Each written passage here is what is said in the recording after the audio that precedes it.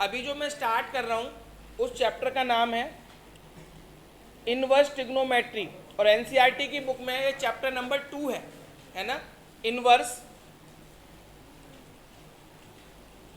Trigonometry. बेटा ये जो चैप्टर है इनवर्स ट्रिग्नोमेट्री का पहले काफ़ी बड़ा था, बहुत ज़्यादा सिलेबस था इसमें, है ना। लेकिन अब जब न्यू सिलेबस आया है उसमें बहुत सारी चीज़ें डिलीटेड कर दी गई हैं, है। तो इसके बाद इस चैप्टर में कुछ नहीं बचा। मतलब ये समझ लो हार्डली 3 क्लास, हार्डली बोल रहा हूँ, हार्डली 3 क्लास, है ना। मैं इस चैप्टर को थोड़ा लंबा कराऊंगा वो अलग बात है, लेकिन जो मेन आपका सिलेबस है वो मुश्किल से 2-3 क्लास का ही है इस चैप्टर में। लेकिन मैं क्यों फिर ज़्यादा कराऊंगा, है ना, उसके पीछे एक रीज़न है मेरा। इस चैप्टर में वो चीज़ें भी हैं जो चैप्टर नंबर 5 में यूज़ होती हैं, है ना। चैप्टर नंबर 5 डिफरेंशिएशन, तो वो चीज़ें मुझे वहाँ जाके बतानी पड़ेंगी, इसलिए मैं इसी चैप्टर को थोड़ा सा और एक्सटेंड कर दूंगा, ठीक है ना। बाकी इस चैप्टर में कुछ नहीं है। 11th में आपने पढ़ा ट्रिग्नोमेट्री, तो उस बच्चों के माइंड में वही ट्रिग्नोमेट्री रहती है ना। सर ट्रिग्नोमेट्री चैप्टर मुश्किल था, हमें कम समझ आता था, है ना। अब तो इनवर्स ट्रिगो आ गया, ट्रिगो का भी उल्टा, अब पता नहीं क्या होगा, है ना। तो ऐसा कुछ नहीं है, चैप्टर आसान है। और आज की क्लास तो बहुत ज़्यादा सिंपल रहने वाली है आपको, है ना, बिल्कुल आसान। आज की क्लास में बिल्कुल सिंपल सा टॉपिक सिखाऊंगा, लेकिन वो टॉपिक जो टॉपिक आज आप सीखेंगे वो 5-5 नंबर के जो क्वेश्चन आते हैं ना दूसरे चैप्टर से, उनमें भी यूज़ होता है वो टॉपिक, है ना। और आसान सा टॉपिक है, तो प्लीज़ बिल्कुल शांति से 10 मिनट आप कुछ भी नोट नहीं करेंगे, बस समझने की कोशिश करेंगे जो मैं आपको समझाने वाला हूँ, ठीक है। चैप्टर का नाम है इनवर्स ट्रिग्नोमेट्री। इनवर्स का मतलब है जो अब तक हमने पढ़ा था उसका उल्टा, है ना, इनवर्स।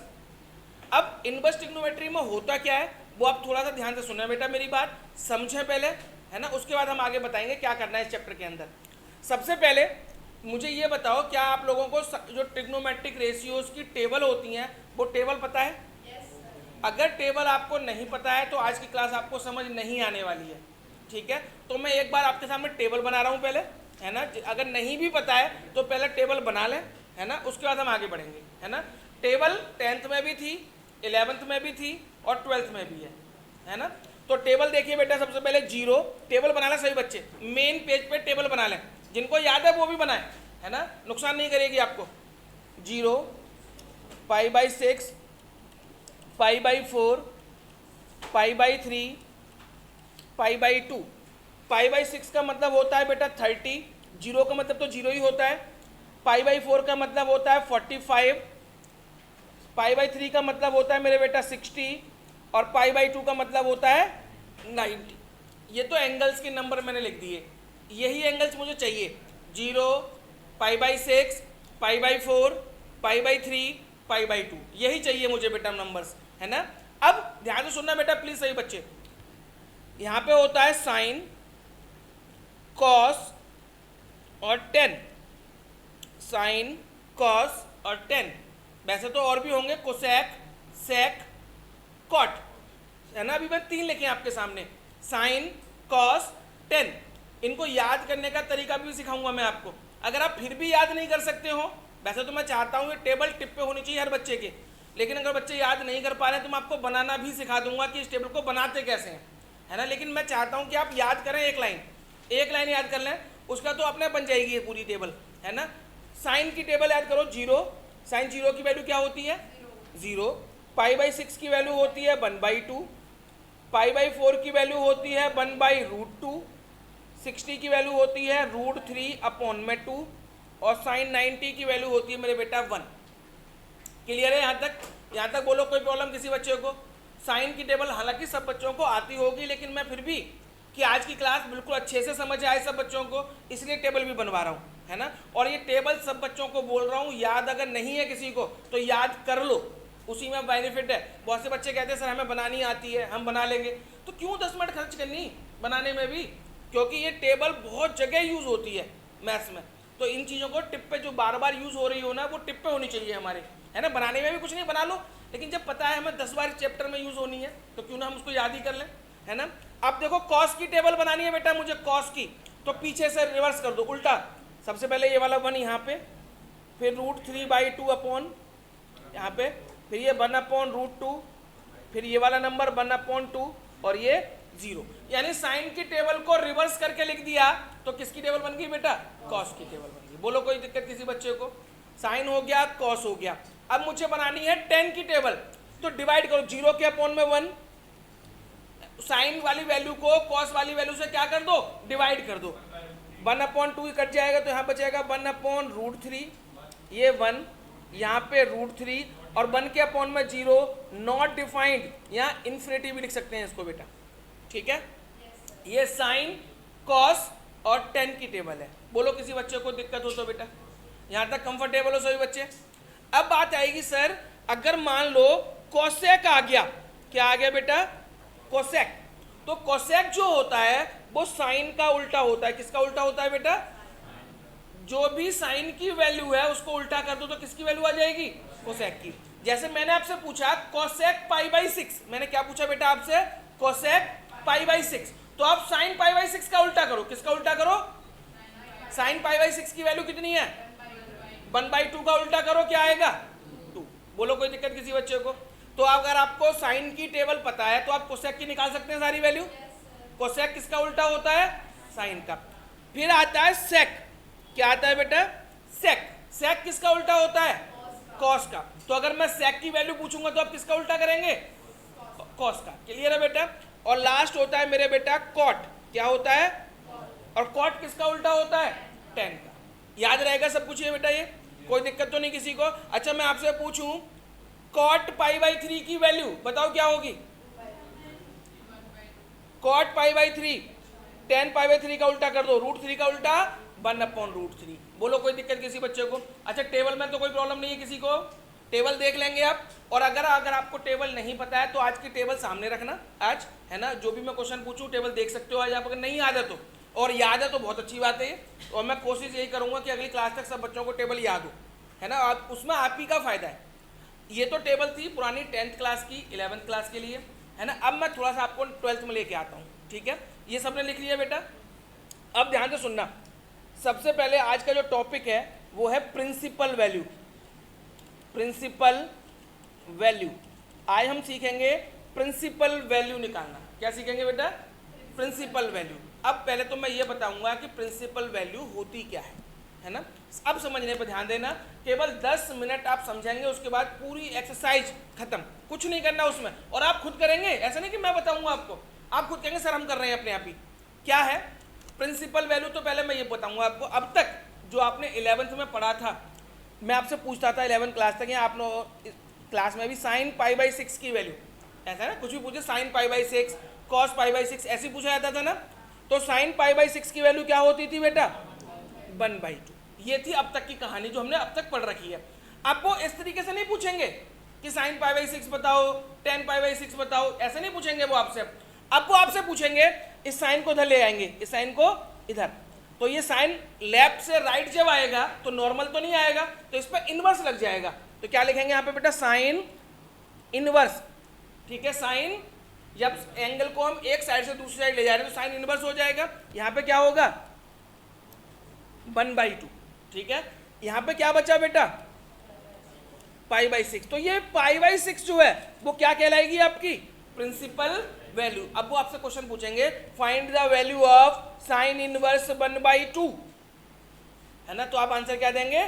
π/6। और ये π/6 क्या होगी? हमारी प्रिंसिपल वैल्यू। यानी बेसिकली मैं कहूं प्रिंसिपल वैल्यू एंगल को रिप्रेजेंट करती है। किसको रिप्रेजेंट करती है? एंगल को। अब तक तो हम ये पूछते थे कि साइन π/6 की वैल्यू बताओ, तो आप बोलते थे 1/2। क्या बोलते थे आप? 1/2। अब वो पूछेंगे साइन की टेबल में बताओ 1/2 किसकी वैल्यू होती है, तो आप किसकी बोलेंगे? π/6।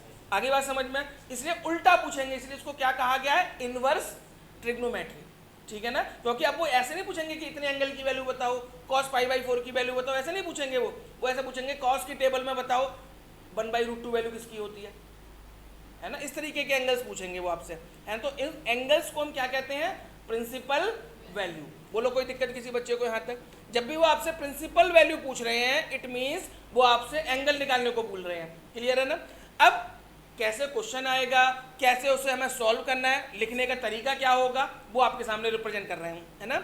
मान लीजिए क्वेश्चन यही आ गया, find the principal value of sine inverse 1/2। ये क्वेश्चन दे दिया उन्होंने अब कि find the principal value of sine inverse 1/2। Question आ गया मेरे सामने, मुझे इसकी प्रिंसिपल वैल्यू मतलब एंगल निकालना है। क्या निकालना है बेटा मुझे इसका? तो मैं सबसे पहले करूंगा लेट, इसे y के इक्वल लेट करेंगे, let y equal to sine inverse 1/2। कोई प्रॉब्लम बेटा किसी बच्चे को? जिसकी भी प्रिंसिपल वैल्यू निकालनी है आप उसे पहले y के इक्वल लेट कर लेंगे। y के इक्वल लेट कर लिया। अब ये साइन इनवर्स अगर मैं इस साइड लेके आऊं तो बेटा क्या हो जाएगा बताओ? लेफ्ट से राइट जाता है या राइट से लेफ्ट आता है? तो अगर इनवर्स लगा है तो हट जाएगा और इनवर्स नहीं है तो क्या हो जाएगा? लग जाएगा। तो यहाँ पे साइन पे इनवर्स लगा हुआ है, इधर आके क्या हो जाएगा? साइन y इक्वल टू में क्या बचेगा बेटा? 1/2। बोलो इस स्टेप में कोई दिक्कत किसी बच्चे को? कुछ पूछना है किसी बच्चे को? अब साइन y, अब आपकी टेबल का खेल शुरू होगा। साइन y इक्वल टू, अब आप साइन की टेबल में ढूंढिए 1/2 वैल्यू किसकी थी? किसकी थी? साइन π/6। किसकी बोलेंगे बेटा? खाली π/6 नहीं बोलेंगे, किसकी बोलेंगे? आप में से ये पूछ सकते हो सर आपने साइन की टेबल में क्यों ढूंढा? कॉस की टेबल में ढूंढ लेते तो ढूंढ तो हम कॉस की में भी लेते, लेकिन यहाँ पे क्या दे रखा है बेटा आपको? साइन। तो हमें किसकी टेबल में ढूंढना है? तो यहाँ पे क्या लिखूंगा मैं? साइन π/6। बोलो कोई प्रॉब्लम बेटा यहाँ तक? 1/2 की जगह पे मैंने क्या लिखा? साइन π/6। ये साइन से साइन हमारा कैंसिल हो जाएगा, तो क्या बचा y की वैल्यू? π/6। तो प्रिंसिपल वैल्यू क्या होगी बेटा मेरी? π/6। अच्छा मैंने अभी अभी आपको बोला कि साइन से साइन क्या हो जाएगा? ये कैंसिल हो जाएगा, यही बोला ना मैंने। लेकिन कैंसिल का मतलब ये नहीं है कि आप काट दो साइन से साइन को, ये एक्चुअल में क्या होता है? कंपैरिजन होता है। साइन y किसके इक्वल है? साइन π/6 के। तो बताओ y की वैल्यू किसके इक्वल होगी? π/6 के। बोलो कोई प्रॉब्लम बेटा किसी बच्चे को? एक और क्वेश्चन मैं कर रहा हूँ, एक और करूंगा, उसके बाद आप नोट करेंगे, उस पर आपको करने को दूंगा 2-3 क्वेश्चन में, ठीक है? एक क्वेश्चन मैं और कर रहा हूँ, पहले समझना उसके बाद ही नोट करना। मान लीजिए क्वेश्चन आ गया tan inverse √3, find the principal value of tan inverse √3। लिखने का तरीका मेन है बेटा, लिख जैसे मैं कर रहा हूँ रिप्रेजेंटेशन ऐसे ही करना, शॉर्टकट अपनाना मत, है ना?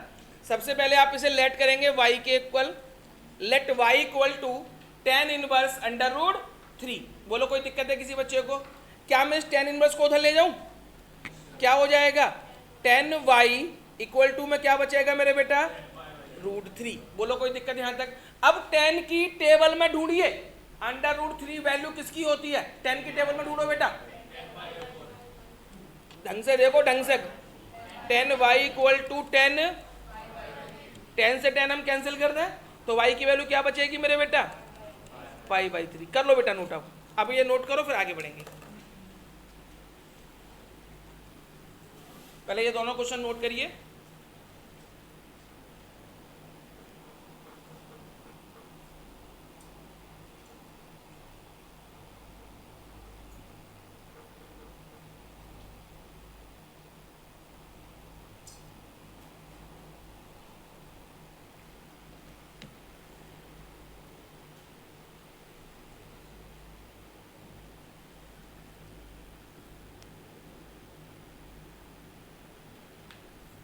किसी बच्चे को अगर छोटा सा भी डाउट आ रहा हो ना मन में तो अभी पूछ लेना मेरे से, और ट्रिग्नोमेट्री का जो डर आपके अंदर है उसे निकाल देना पहले ही प्लीज। उसको लेके साथ चलोगे तो मुश्किल लगेगा आपको चैप्टर, ये उसको मन में बिठा लो, कुछ मुश्किल नहीं है, और मैं गारंटी दे रहा हूँ आपको सबको आसान लगेगा ये चैप्टर।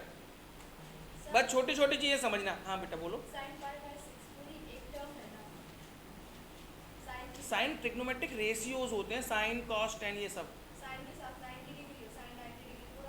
नहीं होता है बेटा, ये इनवर्स होते हैं, इधर उधर मूव हो सकते हैं ये, ठीक है?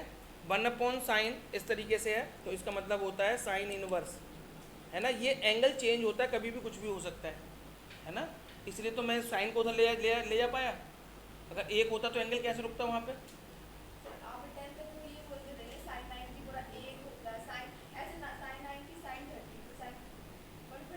नहीं बेटा, नहीं 11 तक ही था वो, है ना? वो वहाँ पे 11 तक इतना ही बताया था, क्योंकि सिंगल टर्म लेट के चल रहे थे हम। अगर ये मूव ही नहीं होगा तो इन्वर्स कैसे होगा उसका, है ना? हाँ तो होता है, नहीं है ना, एक टर्म नहीं होता है, मैं यही तो कह रहा हूँ, एक नहीं होता है। अब उल्टा पूछ रहे हैं ना हम तुमसे। अब तक तुम्हें ये पूछा जाता कि साइन π/6 की वैल्यू बताओ, कॉस π/6।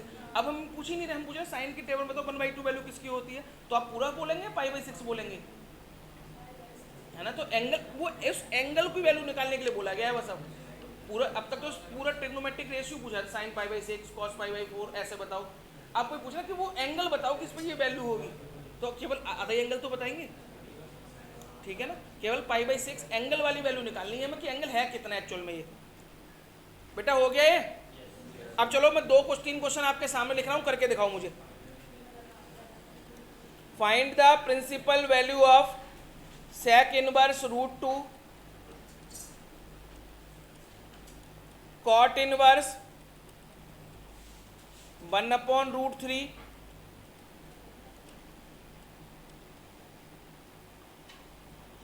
Cos inverse 1/√2। ये 3 क्वेश्चन करो। क्या चीज नहीं आई मुझे ये बताओ। हाँ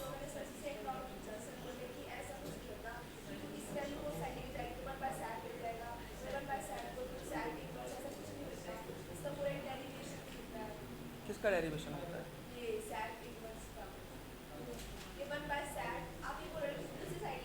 कुछ मत लेके जा, मैं तो ये करने का तरीका बताया। अगर ये पूछा गया है तुमसे कॉस इनवर्स, कौन सा क्वेश्चन, टेन इनवर्स वाला करवाया था, टेन इनवर्स 1/√3। इसको ऐसे लिख लो तुम बस, टेन इनवर्स 1/√3 वैल्यू कितने की होती है? 10 पाई बाई 6। इनवर्स से 10 कट जाएगा, क्या बचेगा? ये 10 इनवर्स है और ये 10 है।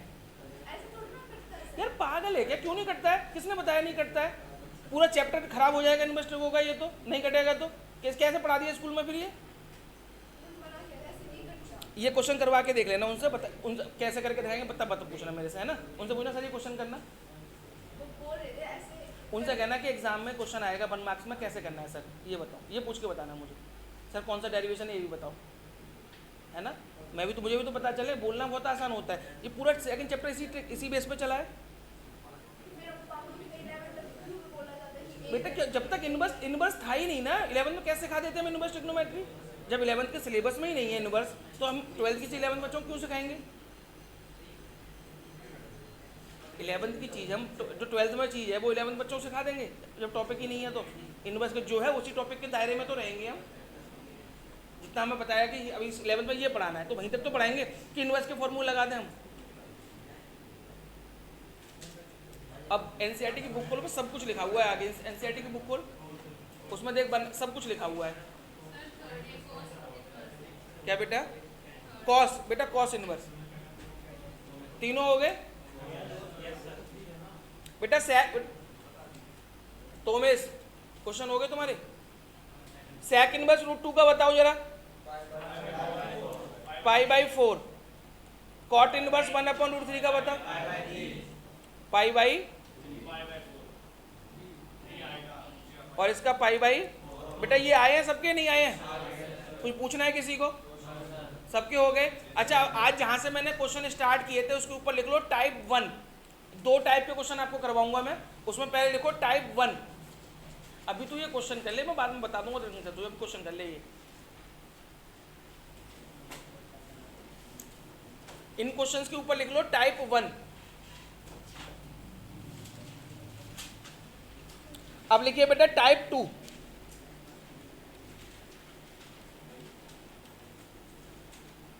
टाइप 2, अब ध्यान से सुनना बेटा, टाइप 2 और टाइप 1 में मैं क्या कौन से क्वेश्चन को डाल रहा हूं मैं। टाइप 1 में मैंने आपको 3-4 क्वेश्चन कराए, उनमें आपने देखा जो ब्रैकेट में वैल्यू थी वो क्या थी? पॉजिटिव वैल्यू थी। कैसी थी बेटा? पॉजिटिव। अब टाइप 2 में मैं उन क्वेश्चंस को डालूंगा जब ब्रैकेट के अंदर क्या आएगा? नेगेटिव वैल्यू आएगी। जैसे मान लिया मैंने आपको दे दिया साइन इनवर्स -1/2 कि अब इसकी वैल्यू निकालो। Sign inverse -1/2। पहले मुझे बताओ क्या आप लोगों को क्वेश्चन का डिफरेंस समझ में आ गया? टाइप फर्स्ट में हमने कौन से क्वेश्चन रखे हैं और टाइप सेकंड में कौन से क्वेश्चन रखे हैं? टाइप फर्स्ट का मतलब ब्रैकेट के अंदर क्या होगी? Positive value. टाइप 2 में क्या होगा बेटा? ब्रैकेट के अंदर नेगेटिव वैल्यू। ठीक है ना बेटा यहाँ तक?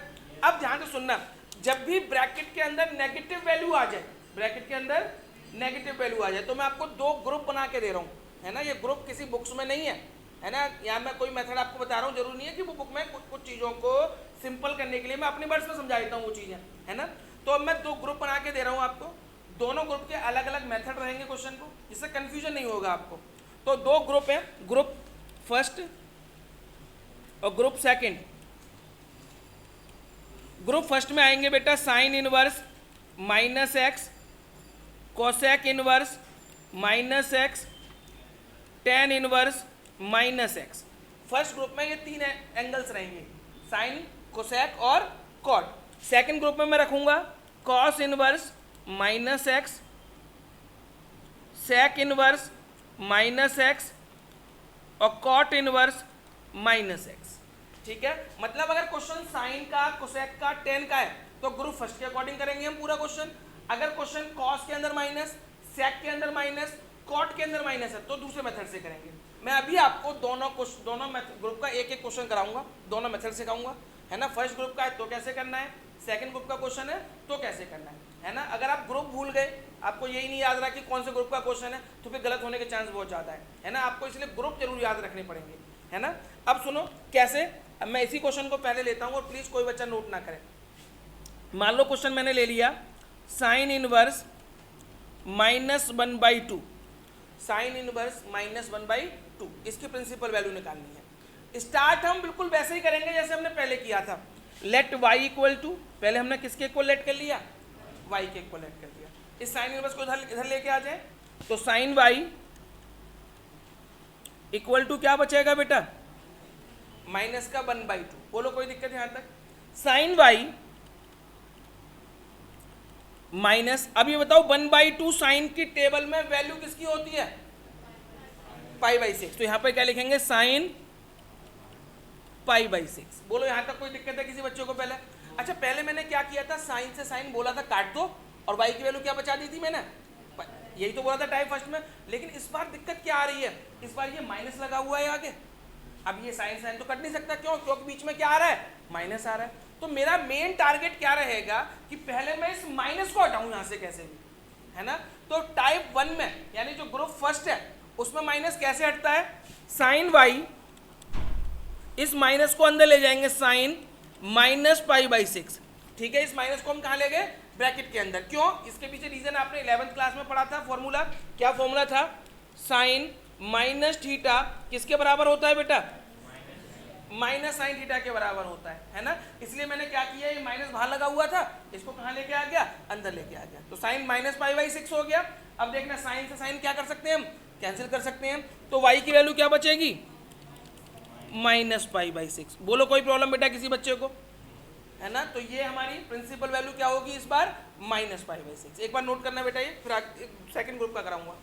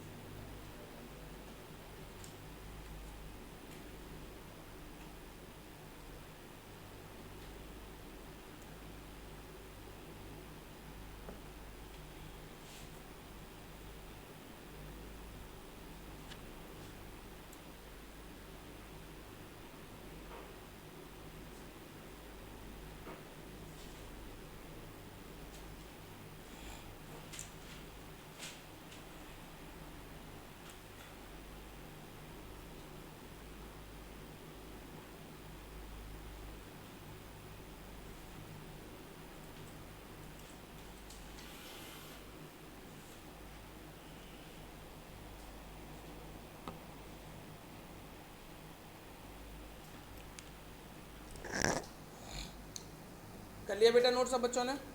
ये ग्रुप जरूर है बेटा, ये हाईलाइट में कर लेना आप ग्रुप, नहीं तो कंफ्यूज हो जाओगे क्वेश्चंस में, कहीं पे क्या करना है, कहीं पे क्या करना है।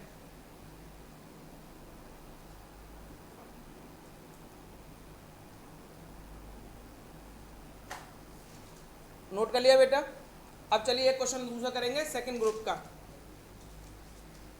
मान लीजिए अब क्वेश्चन आ गया कॉस इनवर्स -1/2, कॉस इनवर्स -1/2। सबसे पहले मैं इसे y के इक्वल लेट करूं, y equal to cos inverse -1/2। Cos उधर आ गया, कॉस y इक्वल टू -1/2। ठीक है बेटा यहाँ तक। Cos y minus as it is 1/2। बताओ कॉस की टेबल में वैल्यू कितने की होती है बेटा, पाई बाई 3। यहाँ तक बिल्कुल सेम चला है पिछला वाला क्वेश्चन हमारा, यहाँ तक कोई चेंज मैं नहीं लाया। पिछली बार मैंने क्या किया, ये माइनस परेशान कर रहा था ना मुझे, मैं माइनस को कहाँ ले गया, अंदर ले गया, यही करा था ना मैंने। क्यों अंदर ले गया, क्योंकि वो टाइप 1 का ग्रुप फर्स्ट का क्वेश्चन था, है ना। ग्रुप फर्स्ट में साइन के अंदर माइनस हो, कॉस के अंदर माइनस हो, सॉरी साइन के अंदर, कोसेक के अंदर, या फिर टेन के अंदर। और ग्रुप सेकंड किन के लिए था, कॉस, सेक और कॉट। तो ये क्वेश्चन कौन से ग्रुप का है बेटा, सेकंड ग्रुप का। फर्स्ट ग्रुप का कोई भी क्वेश्चन आए तब तो ये माइनस उठ के अंदर आ जाएगा, लेकिन अगर सेकंड ग्रुप का कोई भी आए तो ये माइनस ऐसे नहीं हटेगा, है ना। इस माइनस को हटाने के लिए हम क्या करेंगे, कब, जब ग्रुप सेकंड का क्वेश्चन हो तब माइनस को हटाने के लिए हम cos y equal to cos, minus तो हटाएंगे, लेकिन कैसे हटाएंगे वो बता रहा हूं मैं आपको। अब इस एंगल को, ये वाला जो एंगल है, पाई में से माइनस कर देना। किस में से माइनस कर देना बेटा, पाई में से। पाई माइनस पाई बाई 3 क्या आएगा बेटा, देखो अब cos y equal to cos, pi में से पाई बाई 3 माइनस करो, क्या आएगा बेटा, 2 पाई बाई 3। यहाँ पे क्या लिख दिया मैंने, 2 पाई बाई 3। बोलो कोई दिक्कत यहाँ तक बेटा। अब cos से cos मैं कैंसिल कर दूं तो y की वैल्यू क्या बचेगी, 2 पाई बाई 3। तो प्रिंसिपल वैल्यू क्या निकल गई बेटा अब मेरी, 2 पाई बाई 3। अच्छा अब एक बात और, अब कुछ बच्चों के मन में अगर ये डाउट आएगा, सर ये माइनस हम अंदर क्यों, हटाने के लिए हमें पाई में से माइनस क्यों करना पड़ा। तो इसके लिए फॉर्मूला था 11th क्लास का, cos pi minus theta, cos pi minus theta. तो कैसे करते थे, कॉस का कॉस लिखा, लास्ट वाली वैल्यू कितनी है, थीटा, कॉस थीटा। अब मुझे बताओ पाई माइनस थीटा कौन सा क्वाड्रेंट होता था, पाई से कम सेकंड क्वाड्रेंट होता था। सेकंड में कौन कौन पॉजिटिव होते थे, साइन और कोसेक, और ये क्या था, कॉस, इसलिए साइन किसका लगेगा, माइनस। तो माइनस कॉस थीटा को हम क्या लिख सकते हैं, कॉस पाई माइनस थीटा। तो मैंने देखो माइनस था आगे, उस माइनस को कैसे हटाया, पाई में से माइनस। ये तो मैंने अंदर जाके बताया, इसको, इसकी आपको कोई जरूरत नहीं है, बस आपको अपने माइंड में क्या रखना है कि सेकंड ग्रुप का क्वेश्चन है, माइनस हटाना है, तो कैसे हटाएंगे, एंगल को पाई में से क्या कर देंगे, माइनस कर देंगे। फर्स्ट ग्रुप का है, माइनस हटाना है, कैसे हटाएंगे, ब्रैकेट में ले आएंगे अंदर, बस इतना करना है। याद रहेगा बेटा ये आपको कॉन्सेप्ट, है ना। लेकिन ये कोई चीज़ें आई कहाँ से है वो बताया है मैंने कि माइनस कॉस थीटा किसके इक्वल होता है, कॉस पाई माइनस थीटा के। साइन माइनस थीटा किसके बराबर होता है, माइनस साइन थीटा के। ये फॉर्मूले हैं, आइडेंटिटीज हैं, लेकिन इनको मैंने बताया नहीं, बिना आइडेंटिटी करा रहा हूँ ये ग्रुप बना के कि ग्रुप फर्स्ट का हो तो माइनस अंदर ले जाना, ग्रुप सेकंड का हो तो पाई माइनस कर देना, ठीक है ना बेटा। अब ये नोट कर लो फटाफट से, फिर कुछ क्वेश्चन करवाता हूँ आपको, ठीक है।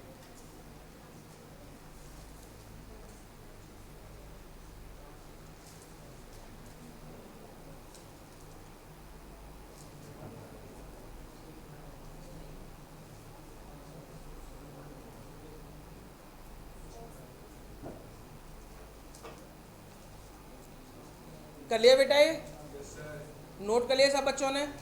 एक बार एक्सरसाइज 2.1 निकालो सही बच्चे, एनसीईआरटी 2.1, और पहले 10 क्वेश्चन मुझे करके दिखाओ, फर्स्ट 10 क्वेश्चंस फटाफट सारे।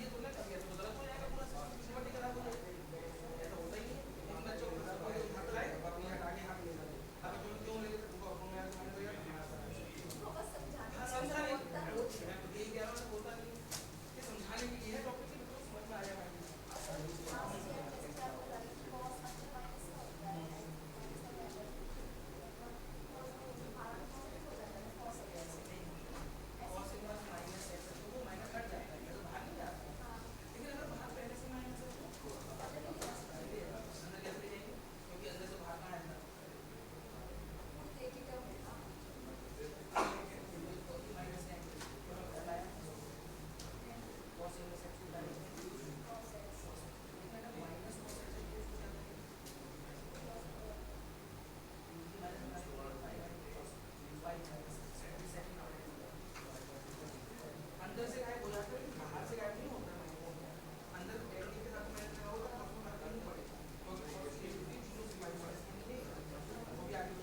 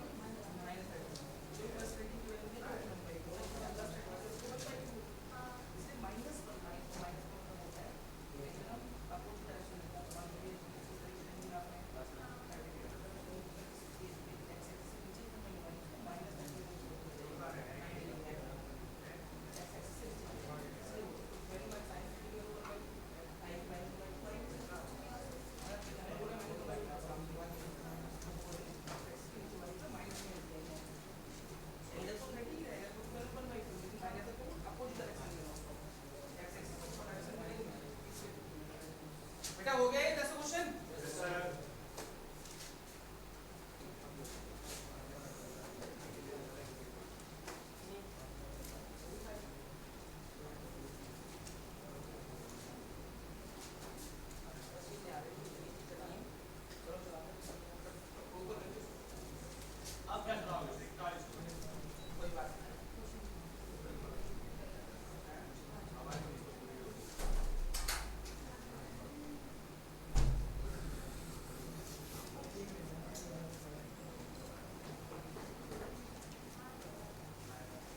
अभी और बात बताऊंगा जो डिटेल में, और ज़्यादा टेंशन मत ले।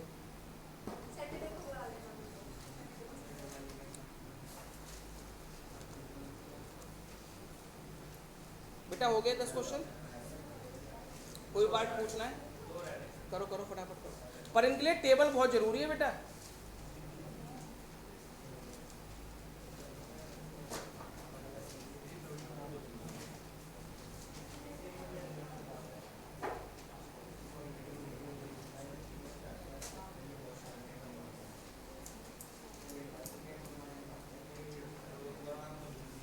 तोमेश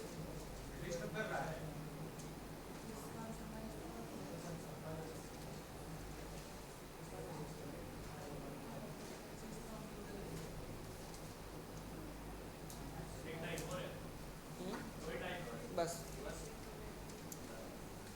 बेटा हो गए 10। कोई पूछना है किसी को? 10 के साथ 10 सारे कर लिए। चलो एक बार बुक देना बेटा मुझे, नई वाली दे, नई वाली दीपांशी बुक दियो नई वाली।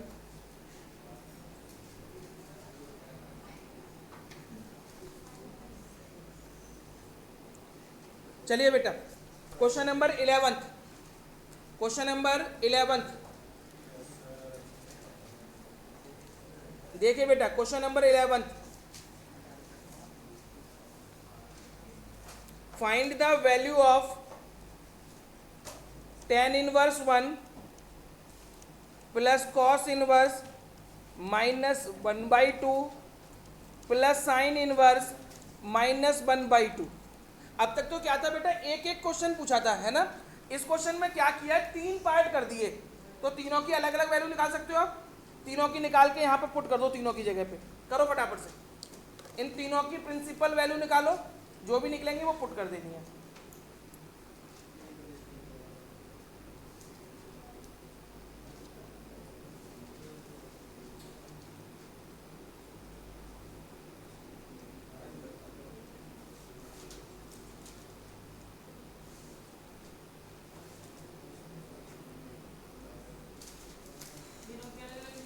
हाँ, तीनों के अलग अलग।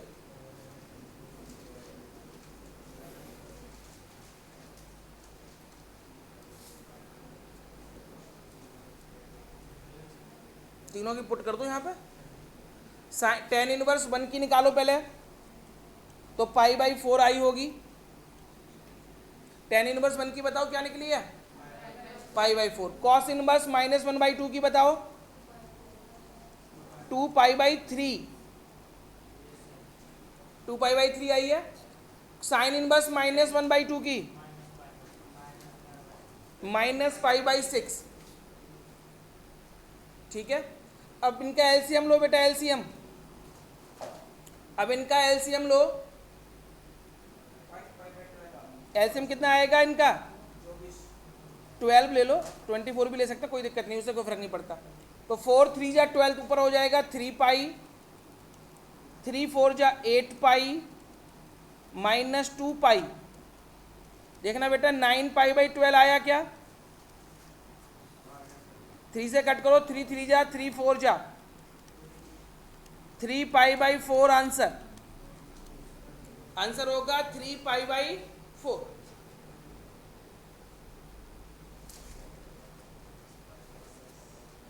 हो गया। इसी तरीके से क्वेश्चन नंबर 11 था, 12th करके दिखाओ। क्वेश्चन नंबर 12,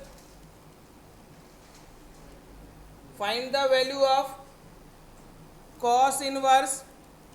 देखना बेटा 1/2 है, -1/2 है ब्रैकेट में, 1/2। Cos inverse 1/2 plus 2 sign inverse 1/2। ये वाला करो बेटा, cos inverse 1/2 plus 2 sign inverse 1/2।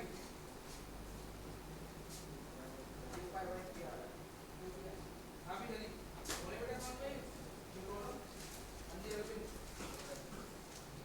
क्या हुआ है जी,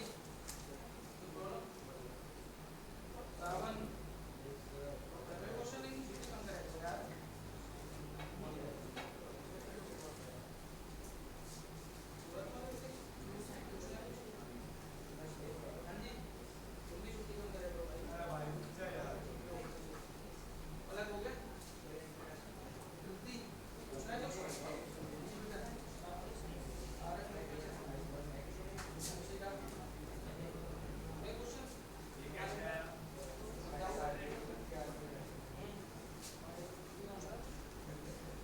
बेटा हो गया नहीं, क्वेश्चन नंबर 12th वाला करो करो।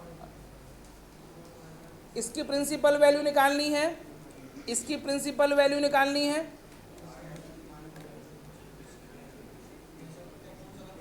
ट्वेल्थ लिखा है सामने बेटा, हो गया। 12th के बाद क्वेश्चन नंबर 14, 12th के बाद क्वेश्चन नंबर 14 करना है बेटा।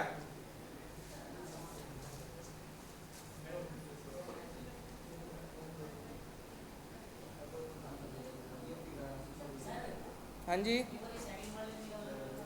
क्या बेटा, साइन इनवर्स 1/2 का निकालो, 2 से मतलब नहीं है। देखो कॉस इनवर्स 1/2 की क्या वैल्यू आई है, पाई, ये तो π/3 आएगा, ये 2 एज इट इज लिखेंगे। अब इसकी बताओ साइन इनवर्स 1/2 की, π/6, 2 से कट कर दें इसको, तो π/3 प्लस π/3।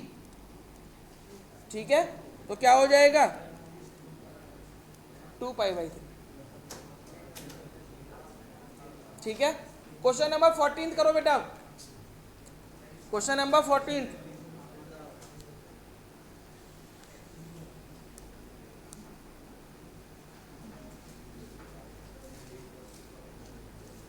बेटा असाइनमेंट सबको मिल गए है ना?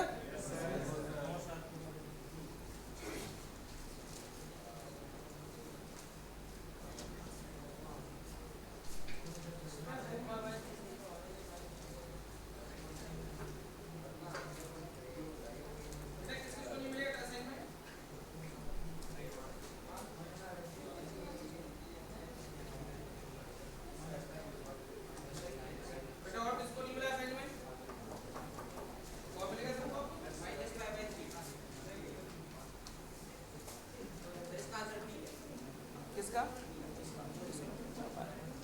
क्या आंसर आया बेटा 14 का? कहाँ भी दीपांशी कितना आया है? जल्दी कर।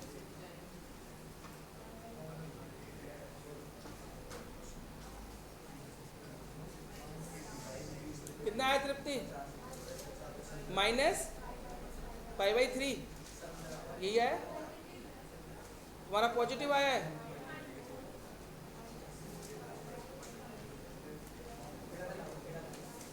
चाहत तुम्हारा कितना आया है? नेगेटिव कर, चेक कर तुम्हारा अनीशा। -π/3।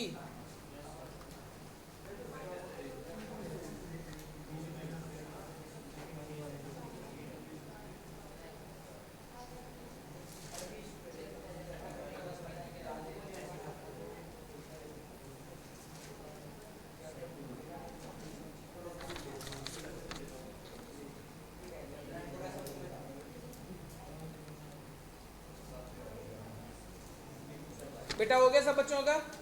असाइनमेंट निकालिए प्लीज सही बच्चे। अच्छा देखो सुनो, अभी 2.1 के मैंने सारे क्वेश्चन करवाए हैं एक्सेप्ट 13 को मार्क करके रखो, वो कल समझाऊंगा नेक्स्ट क्लास में, क्योंकि उसके लिए नया टॉपिक सिखाना है मुझे एक क्वेश्चन के लिए, है ना। 13 को मार्क कर लो और असाइनमेंट निकालो। असाइनमेंट का बेटा क्वेश्चंस में देखिए क्या फर्स्ट क्वेश्चन हम कर सकते हैं। फर्स्ट क्वेश्चन में देखो 6 पार्ट है, 6 पार्ट हो जाएंगे, कोई मुश्किल पार्ट तो नहीं है। क्वेश्चन नंबर 2 करेंगे असाइनमेंट क्वेश्चन नंबर 2। इवेल्युएट, आपको वैल्यू निकालनी है sine, question number 2 assignment, sine π/3 minus sine inverse -1/2, sine π/3 minus sine inverse -1/2। बताओ क्वेश्चन देख के बेटा मन में क्या आ रहा है? पहले केवल इसको सॉल्व करके वैल्यू पुट करो बेटा, साइन इनवर्स -1/2 इसको सॉल्व करो, इसकी वैल्यू रखो बेटा, साइन इनवर्स -1/2। फिर सिंपलीफाई करो आगे,